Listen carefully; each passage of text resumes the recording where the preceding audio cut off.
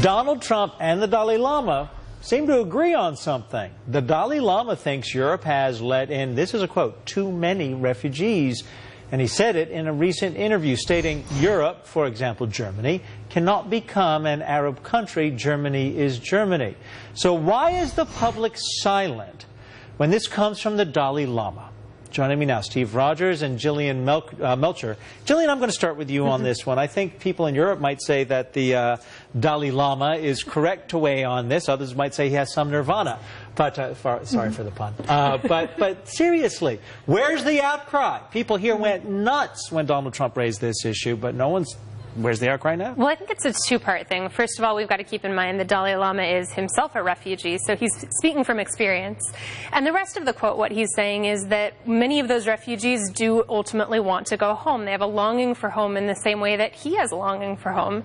And that was certainly true when I was interviewing refugees. I remember talking to one Christian man in Iraq who was saying the thing that frightened him is that the United States acted too late, the international community acted too late, and that he was afraid that when he went home, that home wouldn't be standing, wouldn't exist anymore. Certainly the climate for Christians isn't conducive right now. Steve, Germany has taken in close to 500,000, is it? Yes. Refugees. And do those 500,000 really want to go home? I would imagine, I can remember people were clamoring from Turkey, which is clearly not a country in crisis right now, to get into Europe and Germany. So do these people really want to go home? I believe people want to go to their place of their birth. They want to go back to their roots. They want to go home. And look, I'm thrilled that the Dalai Lama is boarding the Trump train, because that's what he's doing. He is validating. It's hard to get you on the Trump train, I know that. Well, but it's unfair. I mean, Donald Trump spoke something that I think millions of Americans were afraid to speak up with their friends or at the dinner table even. And yet Donald Trump says it, people go ballistic. The Dalai Lama says it. Well, you know, he's a man of God. But Adam, there's a motive to those who are speaking against Trump. It's a political motive. The Dalai Lama is he's a very respected individual on the face of this earth.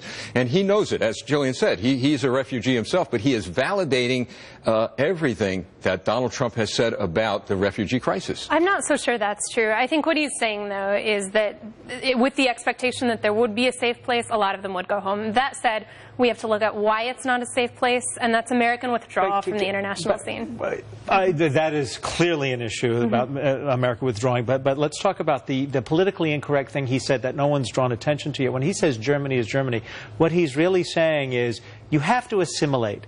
In this country, in our country, if you say that today, the multiculturalism ethic here, you would be beheaded in the United States today if you said America is America, you must assimilate. The Dalai Lama just said that Germany is Germany. Yeah, and I also believe he's alluding to the fact that you bring too many refugees in, it gets out of control, it becomes chaotic. How are you going to feed these people? How are you going to employ them? And on and on and on. Even a crime situation that's developing worldwide, especially in Germany. So he is articulating what Donald Trump has articulated all along. And people are now scratching their head saying, you know what, it just may be that Trump, he's put his hand on something and here. And yet we do have, you know, forgive me for getting religious here, but we do have the obligation. We are our brother's keepers, and the people in Europe do have an obligation to help these people, but how do you help them? I mean, they can't go home. The Middle East is Syria is a mess. You can't send them to Syria. Yeah, I mean, I think there's a difference between the way the United States is handling this and Europe is handling it. What you see on the border, I can say this firsthand, is uncontrolled migration. There are people crossing. You have no idea who they are. I think the United States, to its credit, has come forward with the attitude that we want to help, we want to take refugees, we want to do it in a safe way.